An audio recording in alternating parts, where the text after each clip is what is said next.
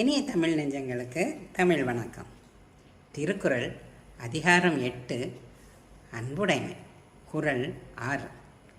அறத்திற்கே அன்பு சார்பென்ற அறியார், மரத்திற்கும் அஃதே துணை. அறியாதவர் அறத்திற்கு மட்டுமே அன்பு துணையாகும் என்று கூறுவர். ஆராய்ந்து பார்த்தால் வீரத்திற்கும் அதுவே துணையாக நிற்கின்றது. அறத்திற்கே அன்பு சார்பென்ப அறியார், மரத்திற்கும் அஃதே துணை.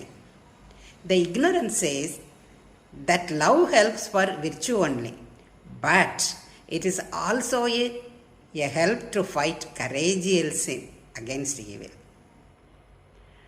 அறத்திற்கே அன்பு சார்பென்ப அறியார், மரத்திற்கும் அஃதே துணை.